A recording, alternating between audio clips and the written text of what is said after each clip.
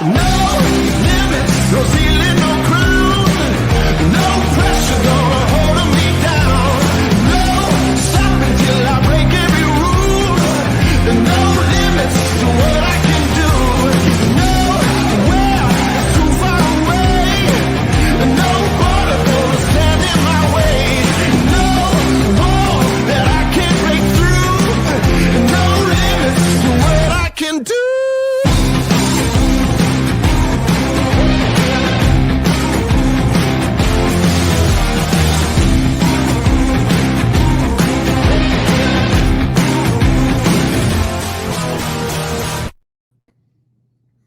Not too shabby. Well, hot damn. Hot damn is right. Hello, my friend. What is up, brother? It's a beautiful day. I got all the furniture in my office. A couple of weeks, I'm getting a badass mural painted back here. It's a good life. I am. Yeah. Huh? You know that big mural that's in my office now? Mm-hmm.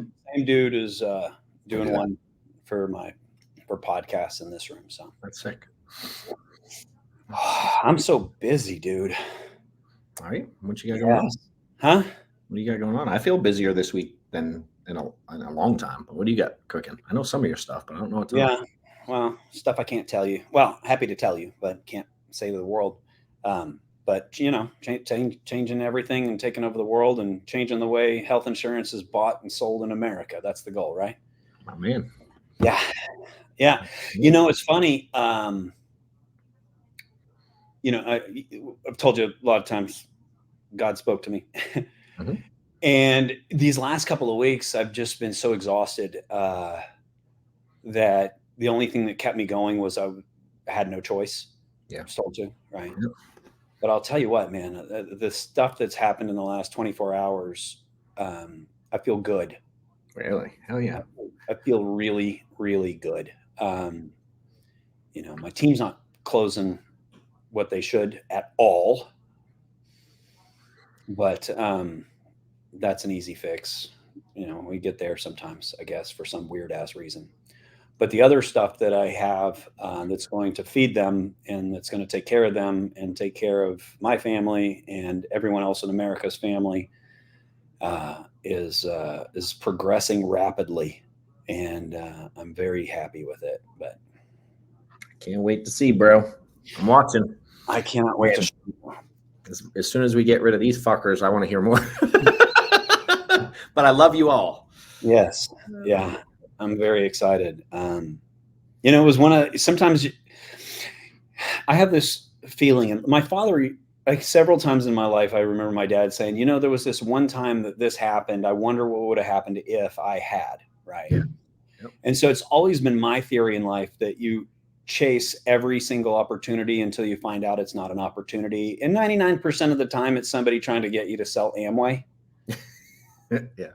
Like 99.9% of the time. But then there's just that 0.01% you go, wow, okay. You know, that's what got me into the industry. I was like, I wasn't going to come. And my wife made me come. I was like, they're going to try to make me sell some multi-level marketing bullshit, and I'm not going to go. And my wife made me go. And bam, it was that 0.01. And I think I'm at another one of those 0.01s. So do you like get, and this is because I get this way, so I'm thinking of me, I'm curious, do you get like, because you do you'll take a lot of meetings and you travel to stuff, you do what you got to do for business. Do you get like this weird sense of like right before, like you don't really want to fucking go? I don't want to do any of it. Because I get like I've traveled a decent bit in the last 2 weeks to a couple meetings, and I'm like, right before, like the night before, I'm like, why did I say yes to this? Like, I don't want to go. When I get there, I'm like, I'm glad I make myself do shit I don't want to do, because it almost always turns out something super valuable on the other side of that for me. I would say that was the case even, you know, being in Vegas this weekend. I did not want to be there at all. The podcast that I went to do didn't seem that important before I got there, and then doing it and the connections that I made during it, for real, and the connections that I made after it. I'm a big believer in Matthew 7:7, right? Seek and ye shall find. Yeah. So if you're going to make me give you my favorite quote, that's what it's going to be. It's that: seek and ye shall find. And when you're looking for something and basically what you're looking for, you will find it. So whether you're looking for content, most people don't know. They go, well, I want to make content. What should I do? And you're like, well, don't ask me, bro. Go figure it out. And then they can't figure it out because they're not really seeking. They want what, like I always say with salespeople, is they're waiting for a postcard from Jesus with a bank and routing on it to come into the mail. Yeah. And that's what they're looking for with content. That's what they're looking for with business opportunities. But when you put yourself out there and you go, listen, I'm trying to do the right thing for my family. I'm trying to do the right thing for the people around me. I'm trying to do the right thing for everybody. And I know it can be done. I'm trying to do the right thing for the company I'm with. I'm trying to do the right thing for the companies around me. Like, how can we raise the tide for everyone? And when you first start looking, it doesn't exist. But if you just keep seeking, and you do it, everything with honor and appreciation and love, and you're genuinely seeking, it keeps, in my experience, it always just shows up. Dude, so this is so crazy. So I had last week, I'm trying to figure out, I'm looking at ways for me to continue to improve my relationship and my value with integrity. And they're growing a lot, and there's a lot of new people around. I'm learning how to navigate new relationships there. And so I do a lot of like system stuff, as you know. Right. And I wake up one day last week, and I'm like, I come in the office, I'm like, I have an idea. I'm like, it sounds kind of crazy, but I have a really good idea. And I'm not going to give all the details yet, but I get on the whiteboard. It's still up there. And I like to take pictures when I do this stuff because it blows my mind. Nice. So I whiteboard. I'm like, I map out this plan I have to improve the growth overall at Integrity. And I'm like, it sounds kind of crazy, but I really think this shit would work. And dude, next day, someone pretty high up there messages me, and we connect. And I'm like, dude, I have an idea I want to run by you. And I tell him what I whiteboard, like I just tell him about it, and it's total coincidence. And he's like, dude, that might be one of the best things I've ever heard. And it's like it's like moving up the chain. Like we're having some real conversations about like building some really sick stuff. Yeah. And it's like, it's wild. Like that happened within 24 hours. Right. Of like having the idea and then just coincidentally having the opportunity to present the idea, and I really had no idea how I was going to do it prior to just thinking about it, and that happens a lot to me.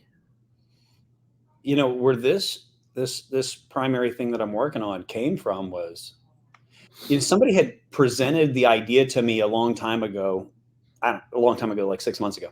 Yeah, I was going to say. And I did a little bit of research, and I was like, this project is so big, it can't be done, right? Yeah.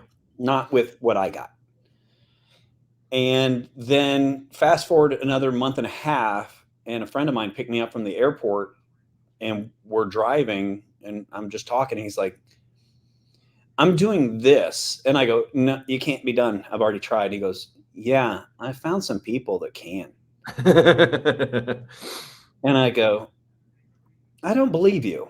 Like, it's that big of a project that it can't be done. He's like, yeah, you couldn't do it unless you were, a private equity group, or you were something giant, and then you could do it. And I go, yeah, that's the research I had too. And he goes, yeah, I'm doing it. I got the people. And I kind of was like, okay, sure. Sounds good. I'll believe that when I see it. And then all of a sudden, some things come back around, and there you go, man. I love it. It's like, and so we'll see. But the most important thing is that, for me, it's always how do the people that have always taken care of me how do I make sure they're taken care of? How do I make sure nobody gets screwed over? How do I make sure that my friends, I don't mess up my friends' businesses? How do I increase their business? Because that's just who I am. And how do we create something great for the people who are great to me? And then and then I just like I always say, I want the tide to come up for all ships. I just want a really big boat. How do I take care, how do I make taking care of my clients easier for my clients? Yeah. I might have it figured out. Yeah. Dude, a little bit I know. Sounds like you're on the right track. We'll find out. I'm looking forward to hearing more. We'll find out. I love it, dude. And if not, if it falls apart, well, that's okay. I learned a lot along the way. Turns out it was Amway, and we learned a lot from that too. There'll be lessons in it either way. There'll be lessons. Yeah. So yeah, but I've been really exhausted. Yeah. Like really. Yesterday, like my last day in Vegas, like I hurt myself doing squats, and I blew like I couldn't walk, and I'd slept an hour and a half the night before. I'm like a zombie wandering around Vegas. But yeah. Vegas at all? What's that? Did you do Vegas at all? A little bit. I mean, I don't really do Vegas. I hear you. I'm saying, did y'all enjoy any of it? We enjoyed it, yeah. Because so my buddy Tony and my buddy Derek and their spouses went with Jamie and I, and it was a good time. We had some great meals and some camaraderie, and so that was enjoyable. And then anytime I'm just anywhere with my wife, my favorite times are just sitting in the hotel room with her. So. At the end of the day, I'm an old man who doesn't like partying, who enjoys his house hiding in the woods, and likes spending time with his kids and his wife. And I like building my companies. So I enjoyed that time with my wife. I enjoyed that time with my friends. We spent way too much money on dinners. And the podcast went great. I killed that. Did it? Yeah. Yeah. I was nervous about it because I'm like, I've seen this guy's podcast. He does stuff with Grant Cardone. Grant Cardone did the show before mine, but also he does stuff with people. I'm like, who cares? And I'm like, well, I'm the who cares guy. You know what I mean? Yeah. So I'm like, I really got to knock this out of the park to not let myself be in that who cares position. And I felt like it was beautiful. So we'll see. When's it come out? Do you know? Where he feels like putting it out. Yeah, I think it's a few months out from what I heard. Yeah. I mean, he booked me in November. No shit. Okay. Yeah. And then I got a message yesterday again. Yeah. Yeah, they're good dudes. He pretty much just runs that whole thing by himself. So you're saying I should do it, huh? Yeah, what? What, you got something better to do? I mean, probably not. I don't do shit anyway, so may as well Go to Vegas.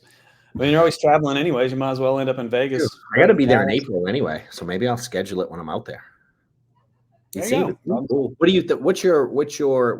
I don't know how much you can talk about it, but what's your vision of how will it amplify things? Like, what do you expect? What are your expectations from it?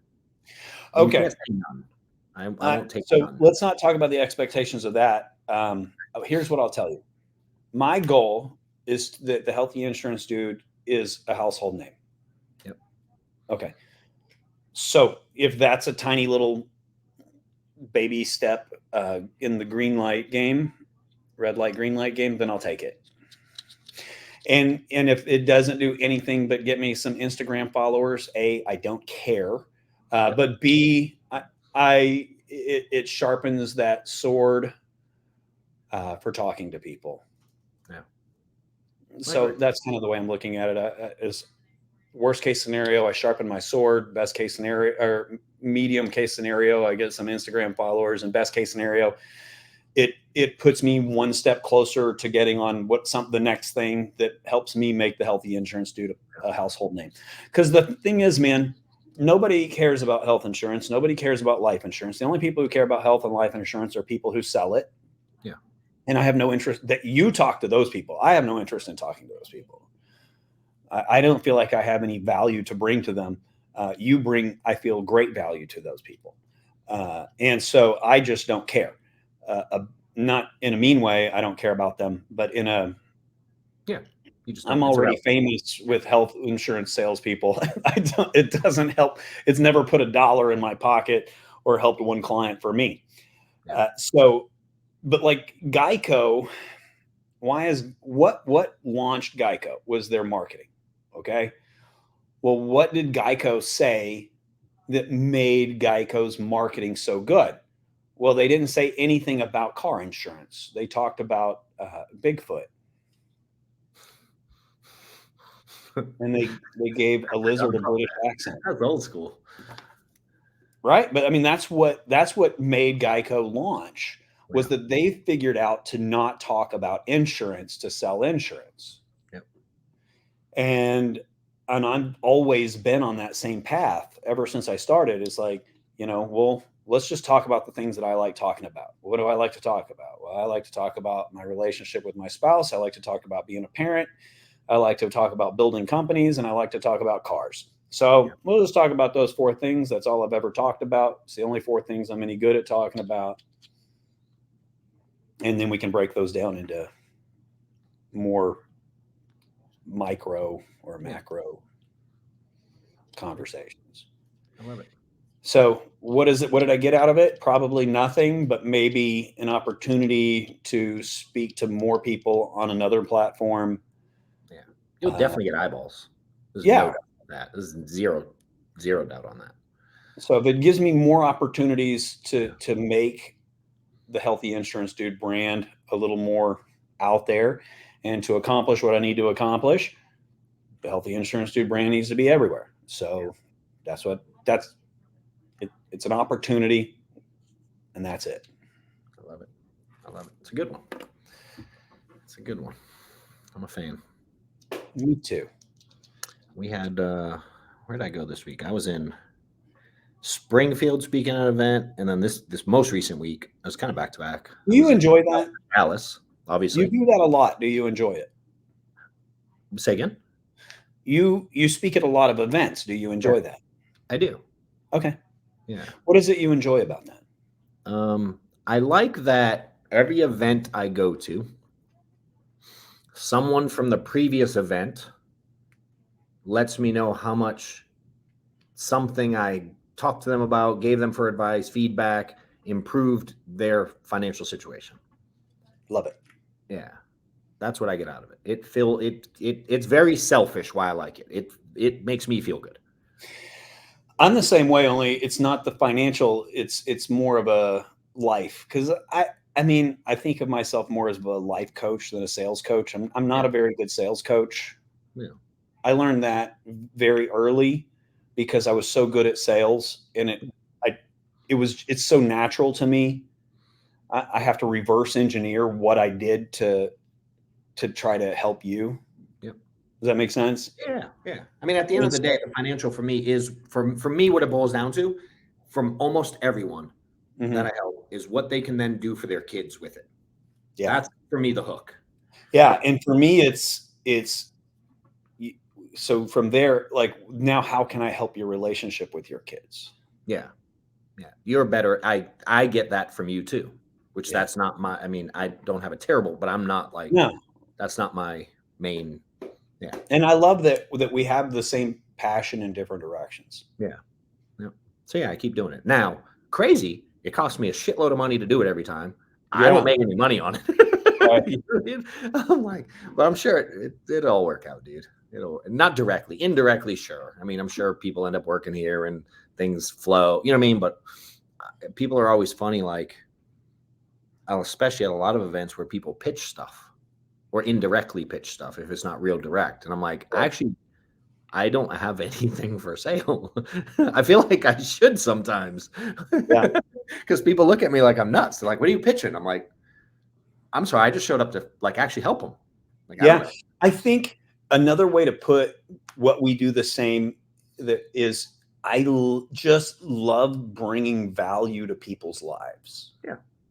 And I don't have that talent that you have of being it's a different, it's the same thing, but differently. It's that conversation. It's that you brought value to my life when you said this. I love that. Yeah. Yeah. And if I thought conferences would get that across, I would do that. I guess. I don't know. Nobody ever asks me to. So I just started showing up to them, dude. And now I get asked to do a lot of them, but I initially just started going. And then again, initially, dude, what I get out of them also, to be honest, this is probably the second thing that turns out probably to be the biggest impact for me personally is like a direct impact. I always meet someone there that maybe not immediately, but like we met at one. Like we wouldn't be doing this if I didn't show up to an event I didn't want to go to. Right. And just shit coincidence, we sat next to each other. And then shit coincidence, we were somewhat kind of involved already and just didn't know it. Right. And shit coincidence that Joe happened to be sitting next to us as well. Yeah. Like it's wild. And, dude, every event I go to, something like that happens because I'll navigate an event in a second to figure out who's who and we have conversations. Like I don't mind which is weird because I'm not super social in my own personal world, but in event spaces, I am.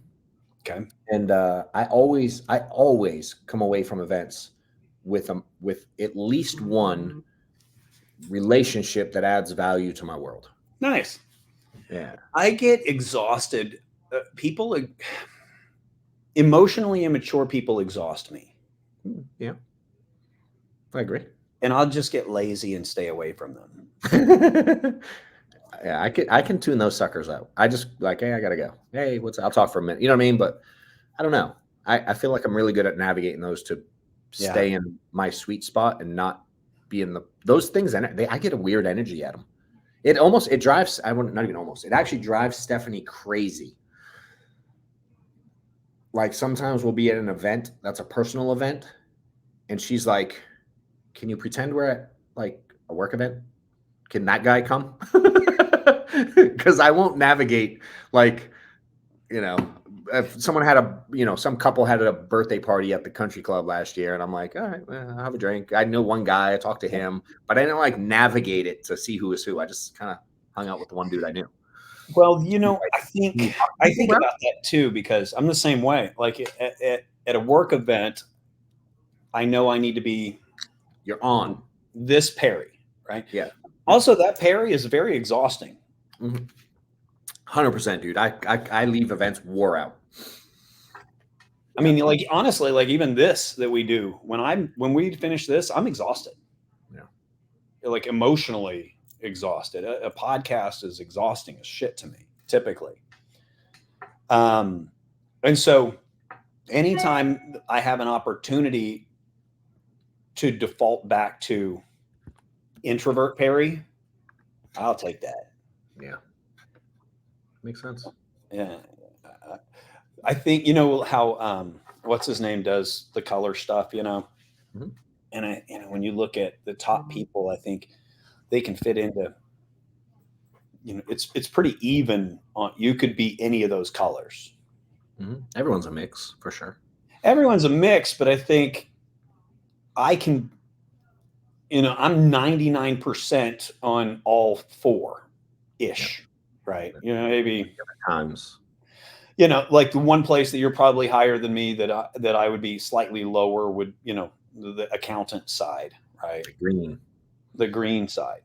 What's funny is everyone that knows me thinks I score super high on that. And I crazy enough don't. I have it. The piece I have of it is very high, but I don't have all of that.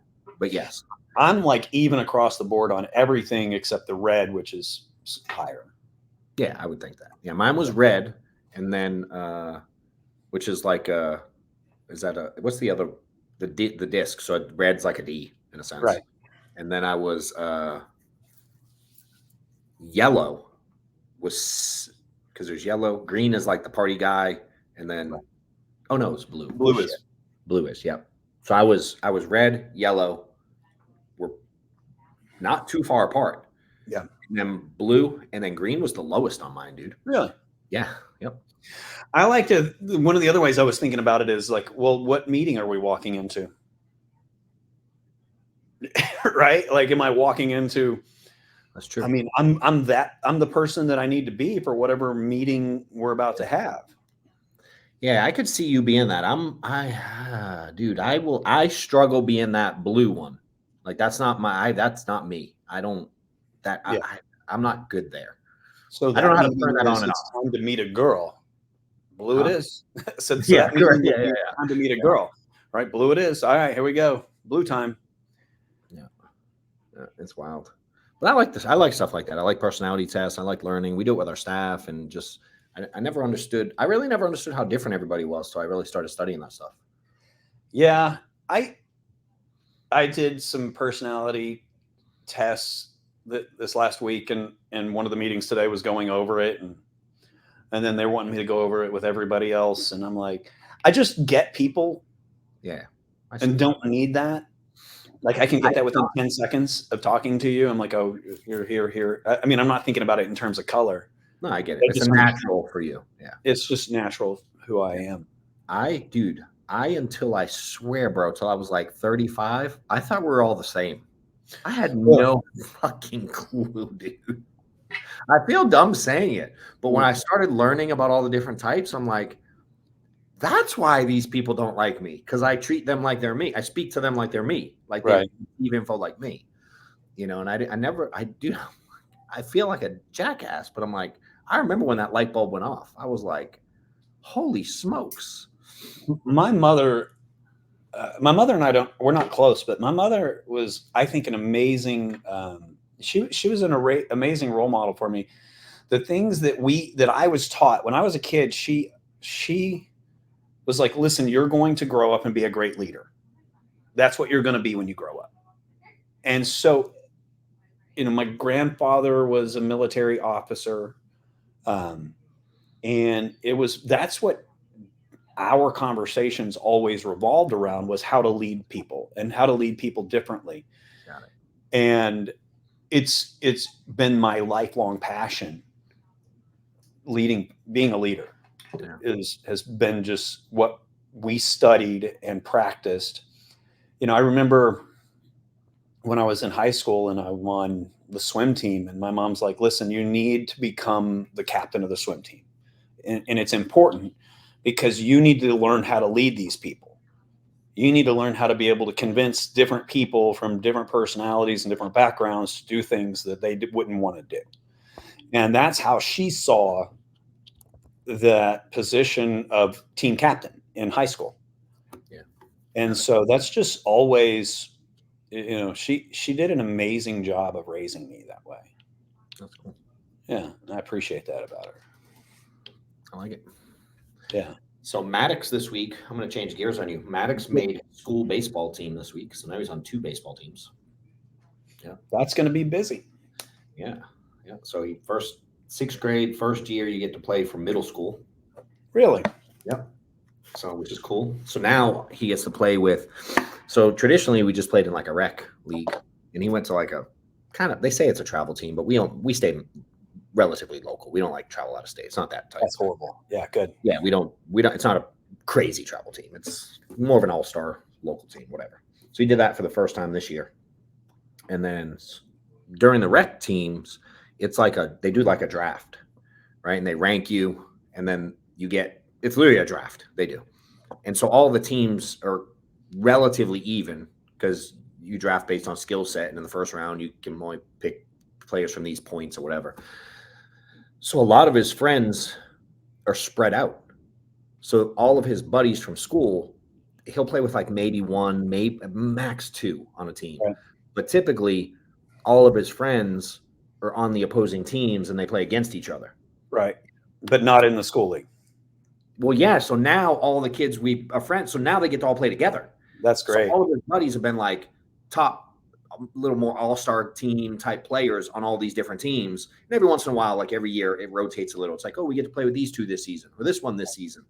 Well, this year now, baseball, all these kids we've been watching play together against each other for, the last 8 years. Right. Shit, they all get to be on the same team now. So we're fine. And his school is kind of a baseball school. Like that's their thing. That's their thing. Yeah, their boys' baseball team's badass. So now we get to watch them for the next 6 years all play together. That's awesome. Oh, dude, I can't wait. Like I'm so excited. Yeah, I'm excited for this part. So it's going to be a fun little journey. So he made the team, and thankfully, like the day after tryouts, dude, he got sick. The kid's had the flu since last Thursday. So he spent 5 days in bed. So thankfully, this flu, COVID, whatever the hell's going around, I don't know. I don't get tested. Is evil, man. It lasts like 2 weeks. Yeah. You feel like shit, and then you feel better, and then you feel like crap again. Yeah, I mean, that's one of the reasons our numbers have been absolute trash, because for 2.5 weeks, this office was empty. So, and then, people would start to feel better, and then their kids would be sick. Yep. Yeah, it's wild. And that's why you need remote teams. I had a call with your guy. When did I do it? Yesterday? Justice. Yeah, yesterday I think we did it. You did. So Amanda, dude, somehow the other day someone hit me on Facebook and was like, "Hey, I kind of want to work with you guys, blah blah." And I set up a call. Like I did an interview, and I don't do a ton of one-on-one interviews. I have so many people doing them. I don't, and I'm like, I just did them. And Amanda's like, "Did you record it?" And I'm like, "No." She goes, "How many people would have loved to see that?" And I'm like, "Well, I wasn't thinking." So anyway, when I had a call with your guy, I've had 3 Zooms since with people that just wanted to like pick my brain and talk about building shit. And I'm like, now I'm going to record them. So I recorded the one with him, and we're going to make it look pretty and put it on YouTube and shit, share it. Yeah. Oh, that's awesome. Thank you. Yeah. So yeah, he came in, he sat down next to me. He was like, "Man, I'm doing everything wrong. That was amazing. John is awesome." So, Justice is our guy. It was a good call. Yeah, he took good notes, and he's a great guy. I think of him like one of my sons. He's a good kid. So in 30 days, we'd follow up, see if he does anything with it. Yeah, well, we'll find out. He is one of my sons. We will find out. But it was good. He's a good dude. You got a good crew over there. Thank you. Building something fun. I love them. They're awesome people. They frustrate the shit out of me. Yeah. I'm sure it works the other way too. That's what I've learned. I'm sure you frustrate the shit out of them. The goalpost moved again, Perry? Yes, the fucking goalpost moved. That's what happened. That's why it's on. That's why it's on tracks, so we can move it forward and backward all the time. Yeah, same. We're moving stuff all the time, dude. We had to let someone go this week from calling out sick like 12,000 times, and then we brought on something. We got a new guy start this week, and we're interviewing for still ain't found the right person to do the video and social stuff. I just haven't. My video guy went out to Phoenix with me, and we did some content. And I was sick that week, right? That was during the 2 weeks. Exhausted, walking, who knows how many miles every day. And then we got up one morning, and he met me, and we went out to the pool and recorded, and it didn't feel good, but whatever. And then he did all the editing and everything, and then sent it to me yesterday. And I was like, this is horrible, bro. Like, this is unwatchable, meandering bullshit. Like, why? It's not his fault, right? There's no fixing how bad my content was. But he, bro, he's really good. No, he's obviously, you met him. He's incredible. But it was me. I'm like, bro, that is unfixable. It was so bad. And, I gave you a little bit of insight on him, but that guy's wildly successful in life. Right. And he was like, well, what do you want to do with this Perry Lunsford podcast? I'm like, I don't know. I'm so frustrated with everything right now, because this was yesterday, but when I'm still like, why am I doing this? Right. Yeah. And I'm like, why am I doing this? Just like your question. If you had asked me yesterday, what was the upside of that podcast? I would have been like, I don't know. And I don't know why I did it, but I did it and it was fun. And he's like, well, why don't we just let me get you some guests? And I'm like, okay. And all of a sudden we've got like the host of TV shows, and in like 2 seconds, he's like, yeah, this is my old next door neighbor. He's the guy from, this TV show on the History Channel. You want to interview him? I'm like, I guess. And then bam, 10 seconds later, oh yeah. He wants to do the show. Do you want him to fly out for it? And I'm like, no, that seems like responsibility. We'll do it online. Right. So yeah, man, Brent's amazing. My videographer is amazing. So I went from, why am I doing this, to, wow, what an incredible asset this son of a bitch is. And so on Friday, he's coming to my house all day, and we're doing car content all day. Nice. That's dope. That'll be fun. Yeah. Why? I don't know. What do PPOs have to do with cars? What do PPOs have to do with gecko, or what does car insurance have to do with geckos? I don't know, but we're gonna fucking do it. So I love it. Killer, dude. Yep. It's all good shit, brother. Yeah. Oh, man. Well, it's good chatting as always. Everybody got it? As always, I appreciate you, my friend. Thank you, John. Same dude. Thanks for everything. See you guys later.